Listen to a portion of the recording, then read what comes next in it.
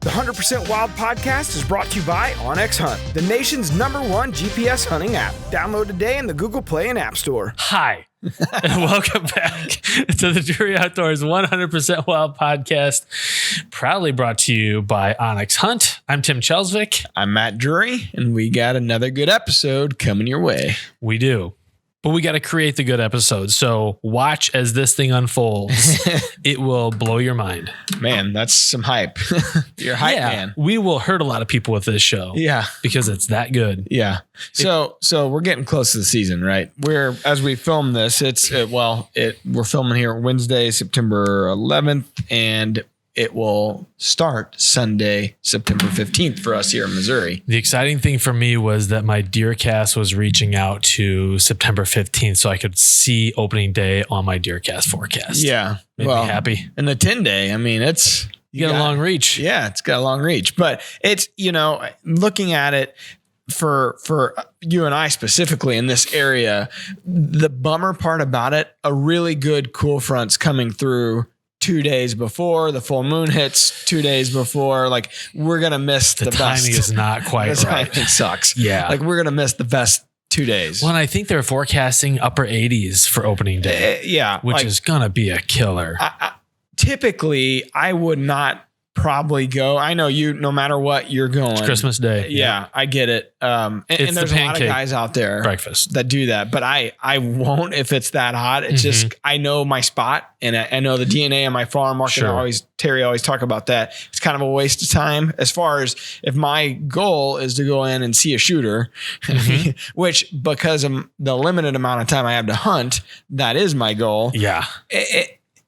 Usually that's a waste of time. This year, we were talking here in the office, and I may go this year and try to two things. One, knock the cobwebs off, see if I can, see a doe, see how many things I can forget in my pack. Do you get excited about shooting does? Like when you're at full draw? No, not really. Okay. I seem to be able to stay pretty calm. It's more of it's two things. Can I get a little meat for the freezer? And can I get my mechanics down as far as, just the general process? There's no better way of doing it. Drawing on a deer, when to stop, when to, everything. Heck, I got a new camera guy this year. That process between me and him, the communication, I have my hopes.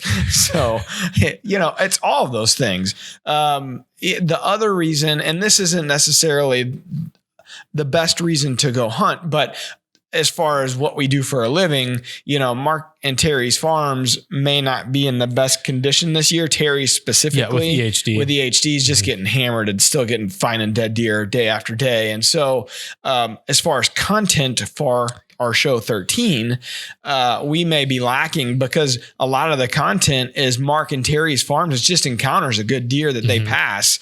And if we might not have that, a good quality, doe kill and maybe get lucky and have an early season encounter, those types of things help us with what we're trying to produce for the TV show. Yeah, so give you more content. Exactly. And I know before I was in this industry and watching our shows, I always enjoyed a good doe kill. A goat kill. Oh, geez, it depends on what walks by and what kind of tags you have. If a goat walks by me and it's season. His email address is Tim.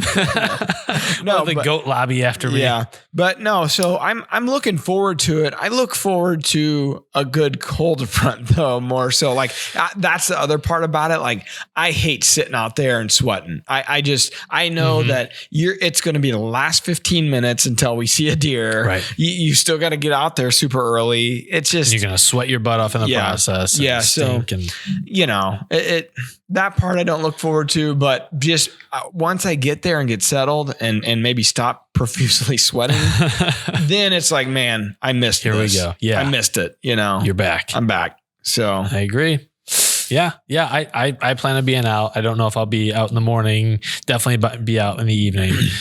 Still no good deer on my cameras. So that's the bummer part. It is, but I also don't mind it because I still like the notion of being surprised because that can happen at any second. Well, and honestly, what I've come to find in the last 4 or 5 years hunting this piece is that MRI, even though I may not be seeing the shooters, or maybe it's that, I'm seeing them now coming out this weird, the agriculture might have changed in the area that it usually does, right? And beans and corn or whatever. It's like, this year, what worked last year is now they're coming out 400 yards away from me every night. That MRI is pretty tough to get unless you're out there. Sure. And so it is kind of multifaceted in that degree. It's like, all right, maybe it wasn't a success as far as did I release an arrow, but the MRI scouting. Yeah. Scouting, that you can't get that unless you're out there. Mm-hmm. So from that perspective, it's always nice to be out. Yep. No matter what happens, unless you don't see anything.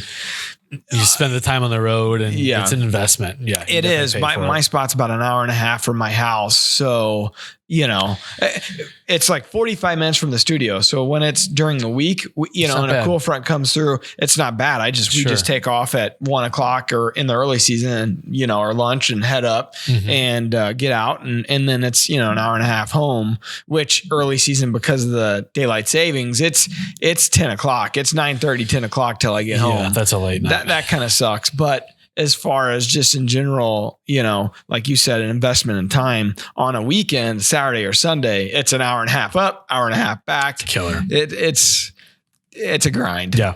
If you do that, 3 times a week, until it gets in on that farm, usually it doesn't get good until late October. And it's like a 2-week stretch where it's good. That grinds on you. No doubt. So, which is what makes it so sweet when you finally kill. Well, I'll let you know when that finally happens. I've missed one there and really have never had a great opportunity otherwise there. So here's hoping. Yeah.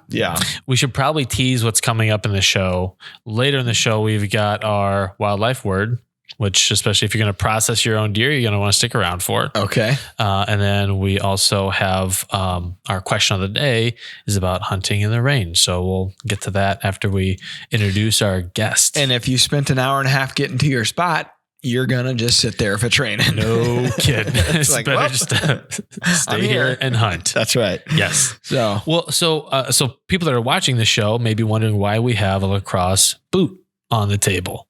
That's right. Well, it's because we have Chris Currah from LaCrosse joining us. Chris, the product line manager at LaCrosse Footwear. How's it going? What's up, Chris? Hey, thanks for having me. Yeah, appreciate you joining us. He's joining us from sunny Portland, Oregon. Is it actually sunny there?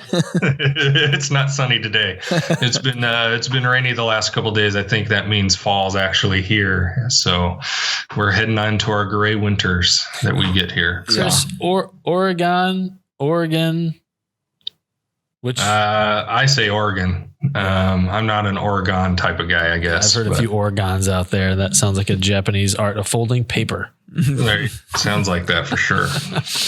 Well, we wanted to have you on because part of one of the kind of the cool things we get to do is we get to try out new gear and see how it works in the field. And there's kind of a feedback loop and how the thing is performing. And I know a big part of your guys' development process is just understanding the challenges and the problems that hunters face and then coming up with solutions. So we thought it'd be kind of cool to peel back the curtain a little bit to let our listeners and viewers know about how that process happens and maybe even talk about some of the specifics that you guys have found, like here's the issue, here's how we're addressing that for hunters, ultimately to make us more effective in the field.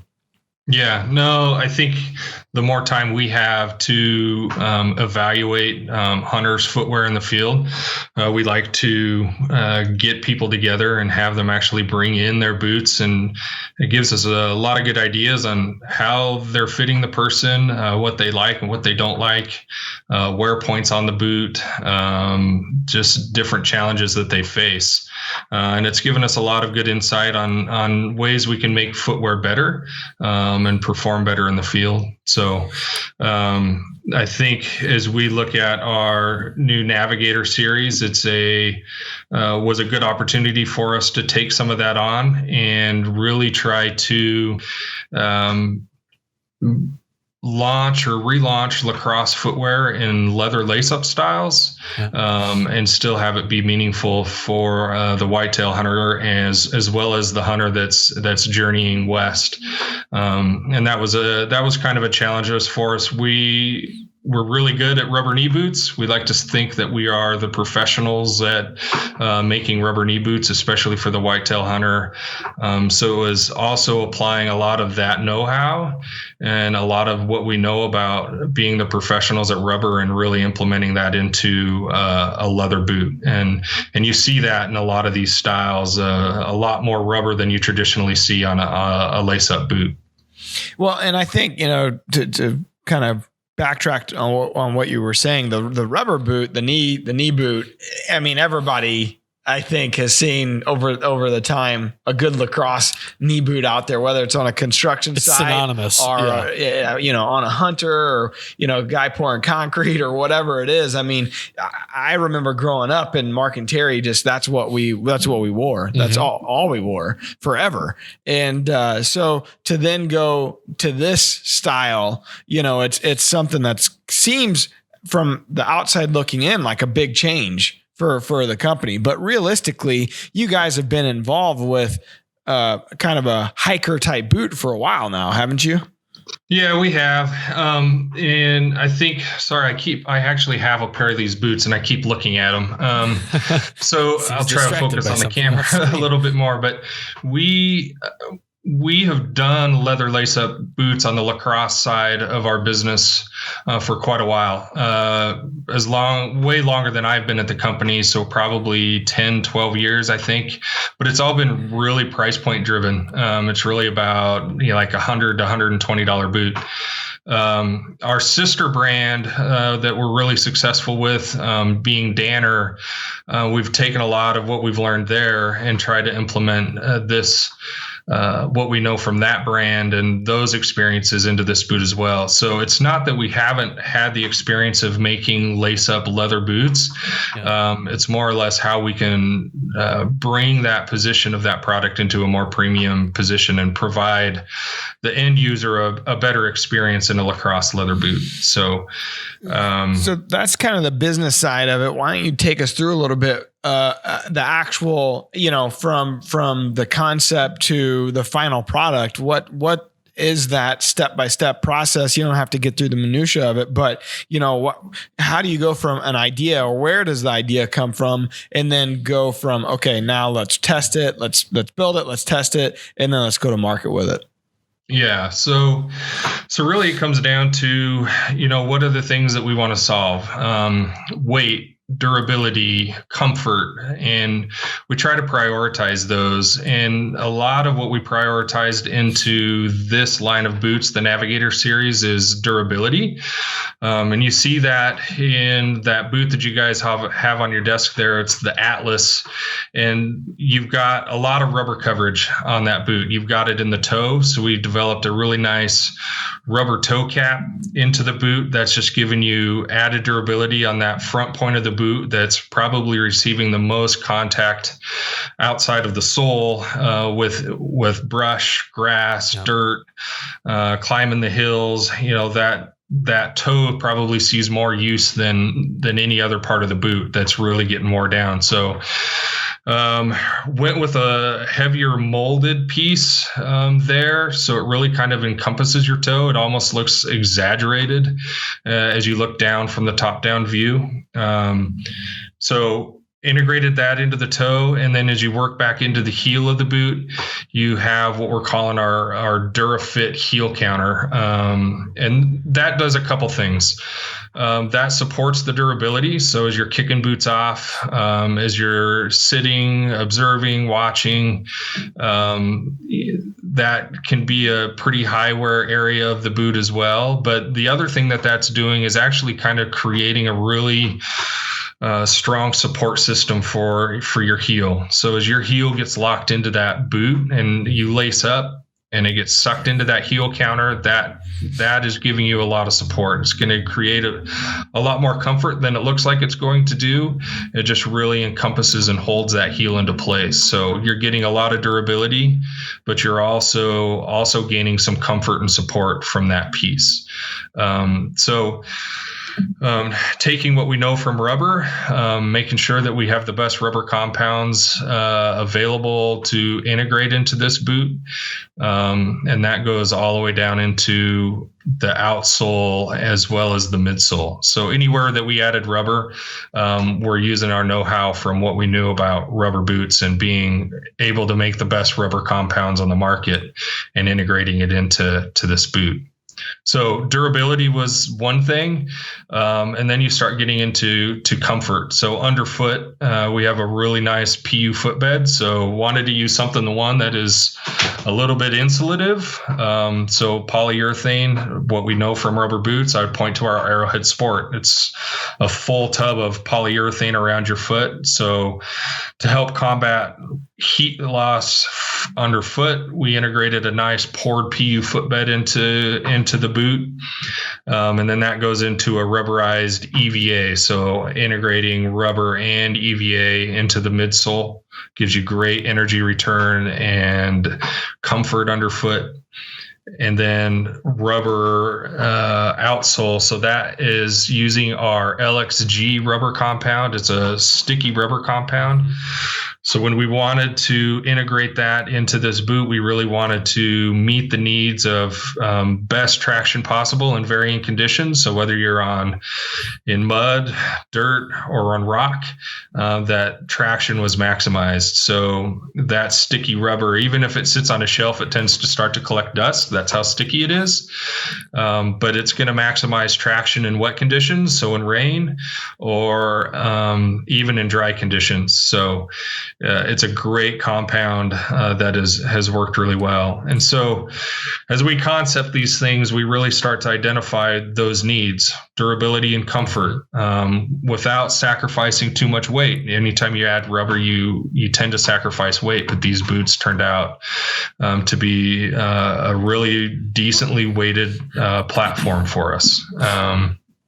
And then it's time to send it to the field. We'll develop it, go through a couple rounds of prototyping, make sure the patterns are cut, make sure that the fit feels good, no hot spots, things like that. And then we send it out into the field for 30 to 60 days and gain feedback and make some adjustments from that standpoint. Chris, when you say hot spots, what do you mean by that?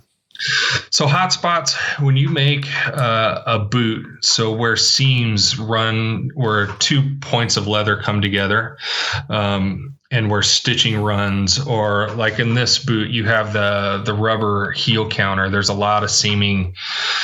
Typically, when you layer up all those materials into one spot, you can get a hot spot on your foot.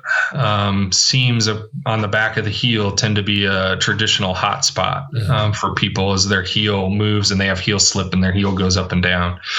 So we try to identify those spots early in the process so that we can either reinforce or back with more foam to give more comfort, or reposition that seam to land in a different spot in the foot. Because ultimately you're talking about avoiding blisters.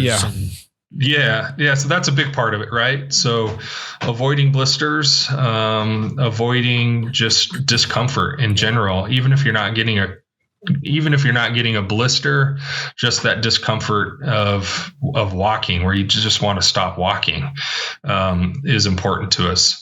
And it's tough though, because everybody's foot's different. Everybody's foot has a different volume, has a different shape, has a different hot spot. So it's hard to counter that 100%.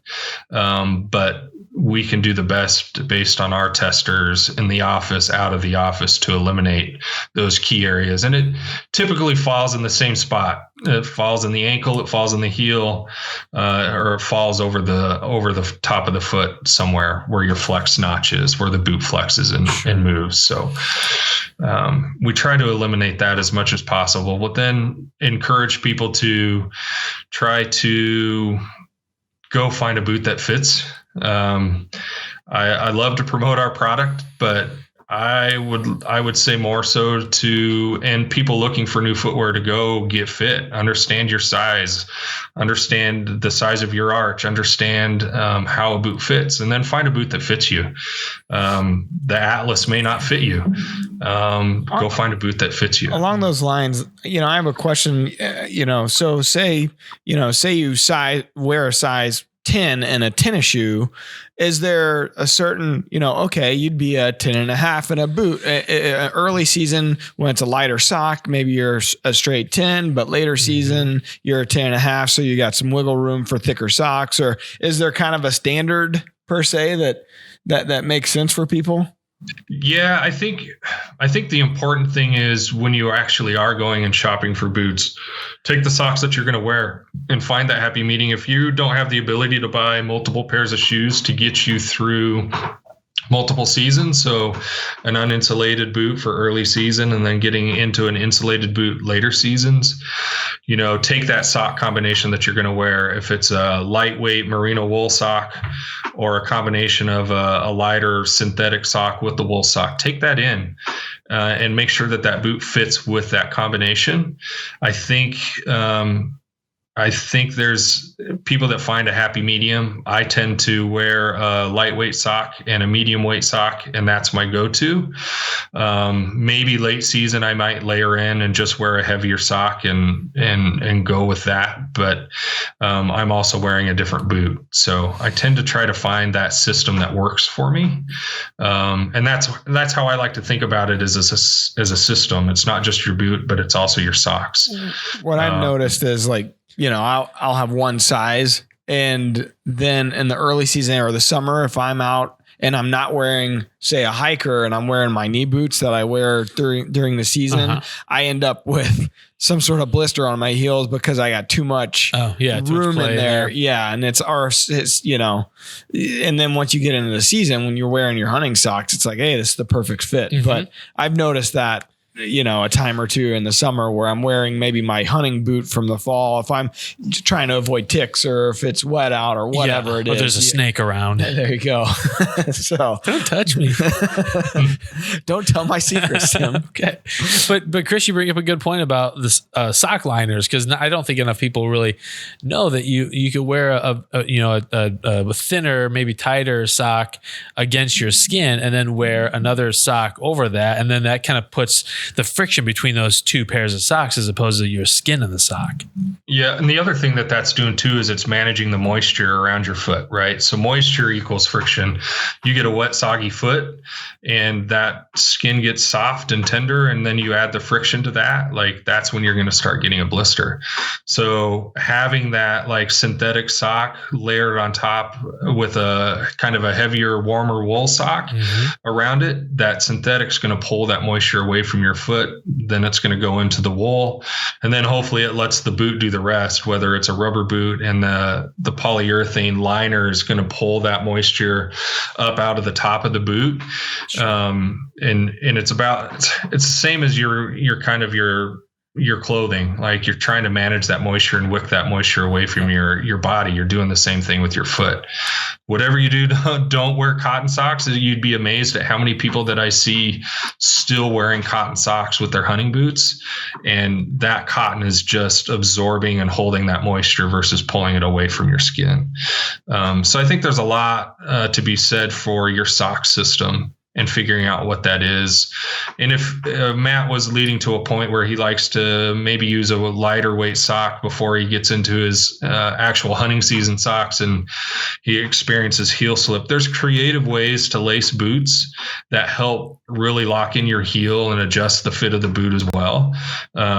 I think that's another thing that people tend to miss is lacing up your boots just isn't lacing up your boots day to day. It's there's creative ways to alleviate hot spots or pressure over the top of your foot or heel slippage just by changing the way you lace your boots. Going all the way around the back. Yeah, that's one thing. A few examples are a surgeon's knot, and I actually have a pair, and I'll show you a few examples of this. One thing I love to do when I'm lacing my boot to prevent heel slip, a surgeon's knot, or I sometimes will call it a double. Just a double overhand knot. So you usually do that when you tie your knot, you loop those over once. I tend to do it a little bit lower than what's in this example. This was just an easy way to show, but I tend to do that knot right here. And what that does is that really pulls the pressure of the boot back here on the boot. And it's kind of going to force your heel back into where it needs to be and lock that down and eliminate a little bit of that heel slip. And it also is a great way to like lock the lace in place so it won't loosen up over time. It really tightens and locks it down, which is I found to be very useful. I tend to do one here, and then I'll do that again up here as well, and that helps keep my regular knot tight in place. I've never knew that. That's pretty cool. Yeah, Tim just whipped it out here. He knew it. He always knows this stuff. The knot. Yes. Do not mention that again. Yeah, well, I'm a runner, so when I was experimenting with work that in. Listen, idiot, this is how I know this.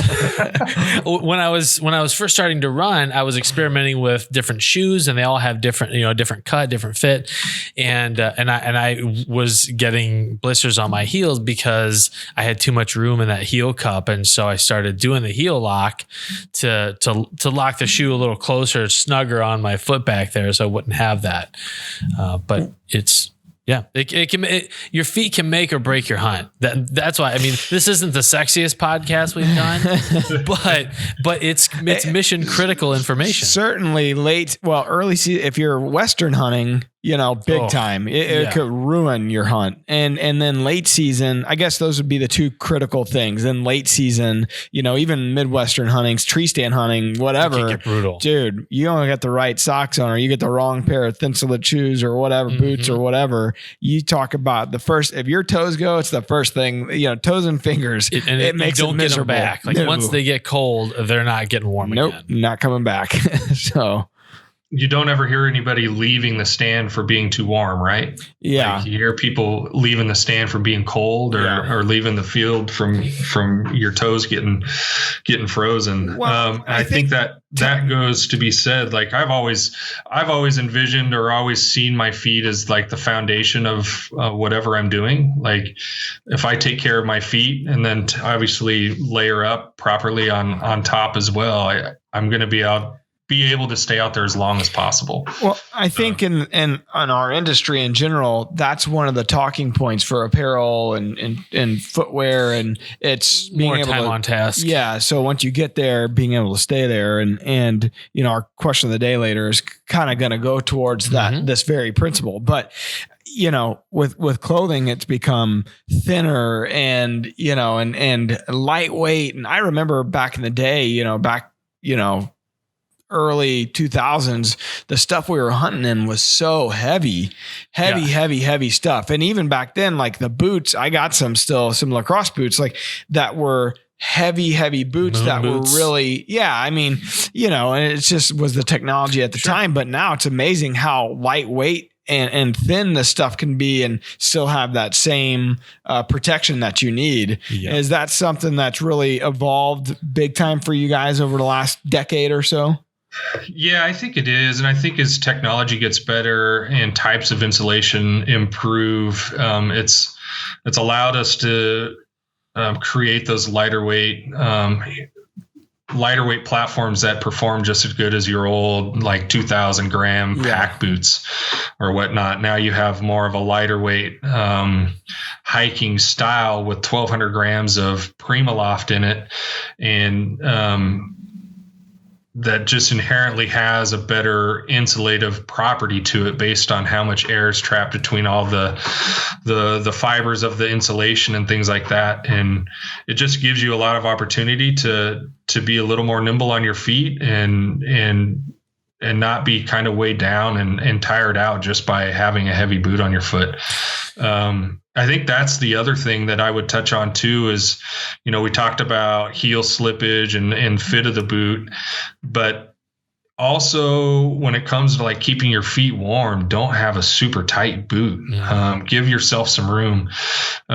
If you're trying to stretch that, early season boot into the fall or late seasons, and you're just putting on a heavier sock, but now the boot is so tight fitting, what you're doing is you're cutting off circulation to your foot, and circulation is really what helps keep your foot warm. Yep.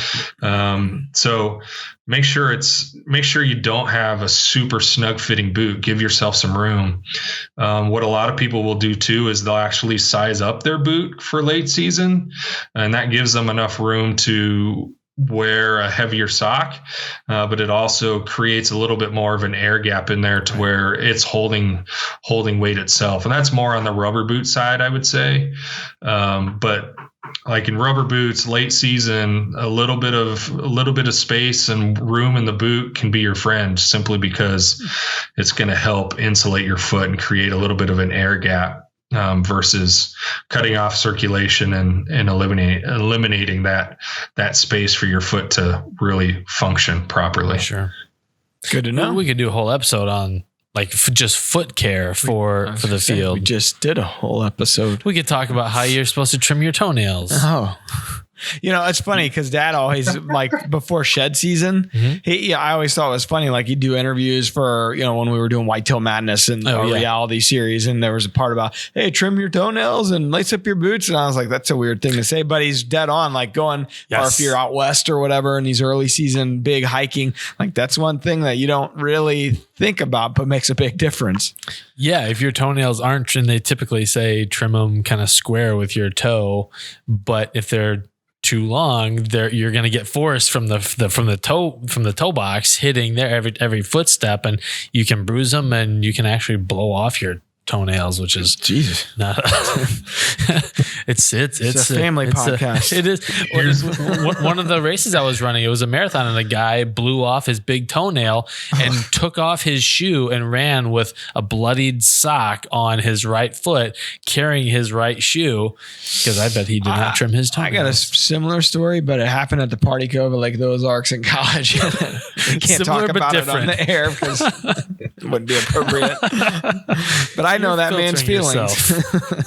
Here's an interesting fact for you too. It involves long toenails and boots. So good, we need more. If you talk to our warranty department, it's interesting. I laughed at this when I first heard this and learned about it as well. We have a lot of people send boots back for leakers. And the warranty department does all these tests for the leaks and tries to identify where it's leaking, all that stuff. They'll test that actual person's boot, or they'll just grab the same. They'll test the boot that comes in, okay, that the person returned and whatnot. But they have been able to identify that somebody's long toenail for not cutting their toenails has actually worn through the waterproof liner of the boot, thus created a leak, not letting their feet get stay dry. So yeah, cut your toenails and your boots might last a little longer. As well. Seinfeld or something. Off air, I will tell you about the toenail necklace guy. No, thank you. I don't want to hear it. Pass. Good stuff. Good stuff. I might stay on to hear that one. Make sure to bring Chris in. Well, Chris, thank you so much. I mean, I know that on the outset, I don't think people probably give footwear, foot care, the credit it's due in terms of how it impacts the quality and successfulness of your hunt. Before we let you go, I think Tim's got one other question though. That is a really good one as it pertains to the rubber and boots, and whether it's a rubber boot or a lace-up boot that has rubber. Yeah, thank you for eavesdropping on my notes. You're lucky I forgot about that. Yeah. So I do this. I scent crush all my gear, but I know that there are precautions that they say that certain types of rubbers interact differently with those ozone molecules. What are there any directives you would give for people wanting to scent crush ozone their boots? I guess. This is, I was wondering if this was going to come up too. So I've been trying to prep myself. So this has been something that I've been exploring and testing. I actually have a scent crusher bag under my desk. Okay. And I actually, and it's something that I've used a little bit in the past, and I've been trying to determine real life, like how much does ozone affect rubber boots? And really when you look at the science of it, ozone is rubber's enemy, right? That's what breaks down rubber. And the more natural rubber you use in a boot, the quicker that's going to break down based on ozone. The more fillers you have in a rubber boot, and that's kind of the way rubber's made. You have some natural rubber and you add some filler, and it's kind of a chemistry experiment to make the rubber. What I found personally, and maybe I shouldn't frame this as like a LaCrosse standpoint. I haven't noticed a whole lot of breakdown, but over time you will start to see some of the negative effects. So typically what I've done, as I have used it, I have the Scent Crusher boot dryer as well. Mm-hmm. So I'll take that with me to Kansas or Illinois or wherever I go whitetail hunting, because I want my boots to dry out. And I'll use them for the boot drying function, and then I'll hit them with a little bit of ozone on the inside. And then on the outside, I've done a lot where I've literally just ran that bag for hours under my desk and haven't seen too many negative effects. Okay. But over time, I believe you will start to see it. I just haven't got how many hours that is or what that time frame is. Sure. But it hasn't been as immediate as I thought it was going to be. But I think if you do it in small levels and don't overdo it, maybe how you would do your apparel, you can be successful. But I think it's definitely something to revisit and something I'm going to keep doing and to try to determine what that effect is. Yeah, it's certainly, in the last 5 years, I think it's certainly part of the landscape of hunting, a growing part and becoming more widely acceptable for, there was a time there you go into a hunting camp and you wouldn't have seen those types of units or bags or entry units. And now a lot of people have gravitated towards it in one form or another. I've stopped showering. Yeah, well, I could tell. It on in the truck. We use it here in our bathrooms for good reason. Not enough.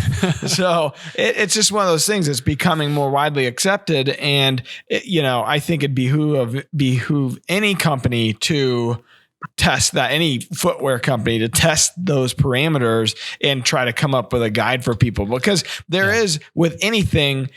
Too much of anything can be a bad thing. Mm-hmm. So there's probably some certain level of, if you did it 15 minutes a day, every day for 4 months, it doesn't affect it. But if it did 30 minutes a day, every day for 4 months, then you see breakdown or whatever that equation is. Just something for people to go by. Yeah. General guide. But, people are definitely, it's a part of hunting camp now. And it's one of those things that, it's a question I get a lot just through emails or, on social media or whatever. It's like, what does it do to boots? What does it do to safety harnesses? And generally speaking, I say supposedly it's not great for rubber. I don't know, your own discretion, and I wouldn't put your safety harness in there at all. Yeah. And that's a general thing we tell our own team not to use it for a safety harness. Where the sprays come in. Yeah. Still. Yeah, but other than that, we're pretty much bathing in the stuff. It's in the tree, it's in, on our bags, in the closet, in the vehicle. Yeah. So, we believe in it, certainly. Sure. Yeah. Well, thanks for your candor. I appreciate that. The ongoing research you're doing, Chris.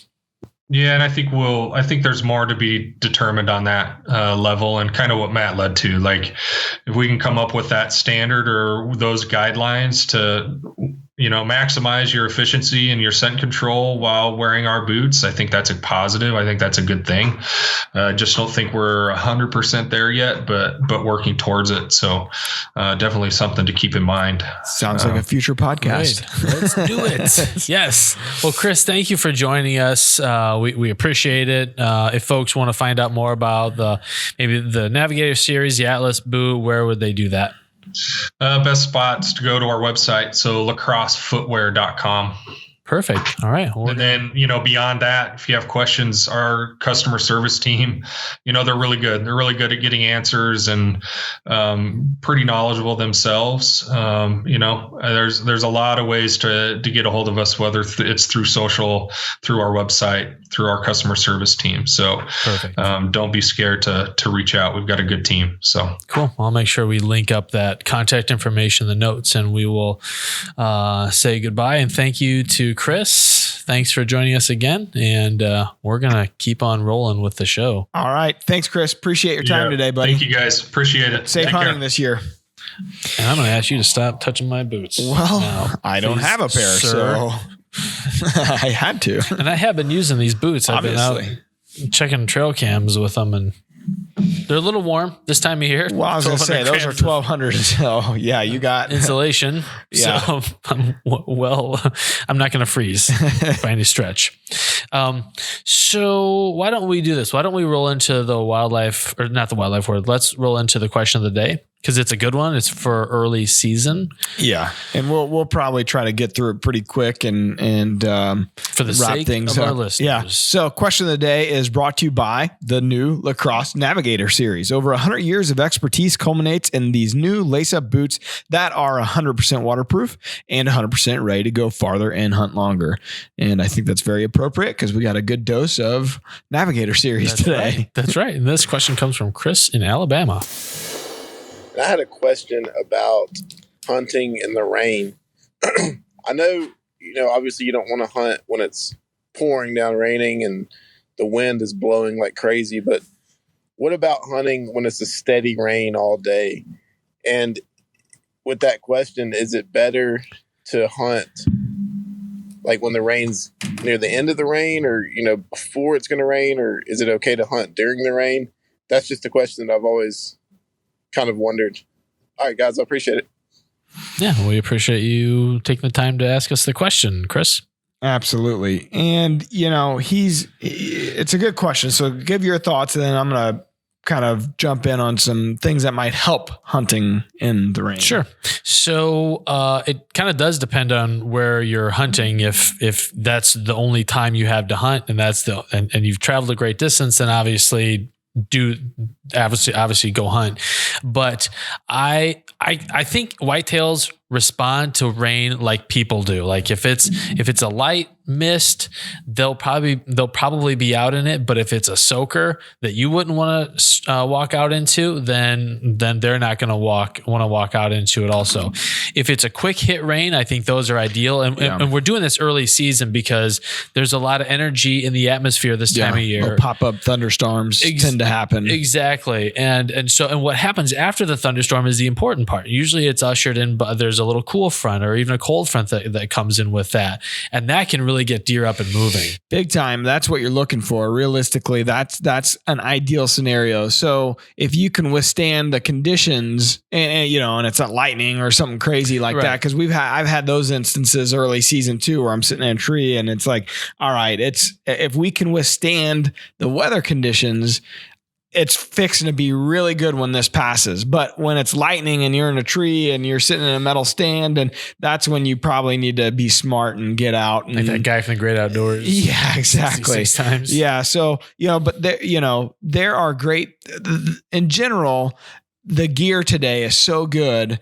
I think you pretty much can cover yourself and be out there in conditions, unless it's just totally brutal stuff. But, like Nomad, for instance, and this is a shameless plug because they're a partner of ours, but they have this CYA packable rain pant, packable rain jacket. What do you think that acronym stands for? Well, I know exactly what it stands for. Yeah. So it's great. It's great. This thing's money, and I keep mine packed into my pack. Uh-huh. So it's super lightweight, and it literally folds in and out from the pocket of the garment. That's slick. It's really slick. So I always have this thing in my pack. It conduces down to a pretty small size. Okay. I don't know, maybe 4x4 type thing. It's like a little football. Sure. And have that in, and I'm always covered. And I actually keep a spare set in my Ram box in the truck in the Ram, because you never know. Like, say I'm not hunting, say I'm just out, with the kids or whatever, or in the park festival. Exactly. I'm covered. So that's one piece of gear. And then boot wise, I I think that there's a ton of great options anymore. Pretty much anything with a semi-permeable membrane, whether that's Gore-Tex or I know LaCrosse has their own. Most boot companies have their own proprietary semi-permeable membranes. That keep your feet dry. Well, and even to go backtrack a little bit, say you didn't want to go the extra step. I know the rednecks out there are like, hey, all you need is a trash bag. We've used that too. Believe me. I think there's an episode of 13 this year where Mark's and Wade are in a trash bag. Classy. So it used to back in the day, we used to have a trash bag in every camera bag. That was a must. We'd have a black trash bag in every single camera bag, and we'd cover our camera gear so we could keep filming, because that's an added element for us that we got to really pay attention to. Things. It does. So, we would do that. But as far as just general gear, you mentioned the Gore-Tex and all that, just about any apparel company out there, most stuff is water resistant. For the most part, they have some sort of material there, unless it's just like a pure cotton where it's where it's one of those deals where it's a super quiet garment. It may not be as water resistant. But even those it's almost like a spray on them, the DWR. Exactly. So, unless it's just a total downpour, for the most part, if you got some decent gear, you're able to sit through it. And if you can sit through it, boy, it's like fishing. As soon as the rain stopped, throw a line out and you're going to hit. It's one of those kind of deals. Advice with Matt Drury. Yeah, but I'd never think I'd say that. Don't listen. But the other aspect of a good rain is that if it's got them locked down, if you're there when it stops, they're going to want to get up and stretch, and they're going to want to eat. And they do. It's amazing. The footage that we've seen throughout 30 years of the team and Mark and Terry, and those deer get up and they shake off and they'll start eating. They'll come out to a food source or whatever the case may be. It'll get deer going, and it's an instant, especially if it's a fast storm front, it's an instant change in atmosphere conditions, the pressure, the temperature, all those things. It's like, it's almost like a deer drive for you at the right time of the year. Just got to be out there. That's right. So it's a little more of a complex answer regarding hunting in the rain, but it can really lead to some pretty incredible opportunities, especially early season. And if you have the ability to have a little shooting house of some sort, whether it's homemade or a one that you've bought, those are deluxe. Yeah, you can withstand anything. So be out there by all means. No doubt. Wildlife word? Sure. Let's do it. Especially, and this is especially relevant if folks have had early season success. Maybe you're processing your own deer. Today's wildlife word: caul fat. Caul fat. 2 words. CAUL. Okay. Caul fat. Okay. Caul fat is the thin membrane of fat that encases the intestines and offal of a deer. I actually knew this one. And now you say that after I've gotten halfway through the definition. I knew that. I actually did. No lie. They say that it's great for baking. Like it's the one bit of fat on a deer that's actually not bitter and has a good flavor to it. Yeah. Because deer's not like cattle, and the fat on a cow is delicious, but most deer fat is not. Yeah, we were just talking about this early season. We were talking about opening day here in the office today, and the dilemma of, all right, say the scenario happens, you got a doe walk out in front of you, and I need to manage the doe herd there pretty badly. I got a Reconyx picture where I got like 15 deer in one small food plot, and most of them are does. And it needs, and we, in the last couple of years have taken that approach where we need to take some does when we can. Yeah. And not every opportunity presents itself that way. Say it does, it's super hot out, cause it's supposed to be like 87, I think 88, somewhere in there on opening day in the St. Louis area. So what do you do if you don't, it's a Sunday, so most processing places are closed. Say I don't have the setup at home to process my own deer. What do you do in that scenario to make sure your meat doesn't spoil?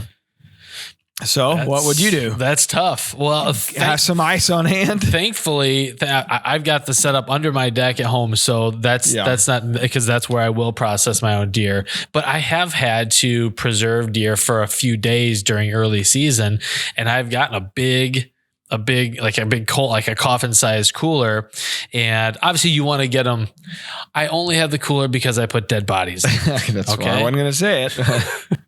But you got the deer, field dress it as soon as you can, and then I put this buck in there, and I put ice in the cabinet. I kept the ice in the bag to try to keep it as dry as possible because moisture just breeds bacteria, and shove the body cavity. I think I got 2 bags of ice in this thing, and then tried to close the lid as best I could.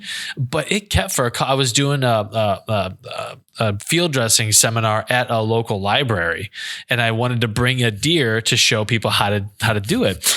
And 3D, baby. It was a really great session. But it was amazing how that coldness. If you do so, say so yourself. I would hire me back to do that any day.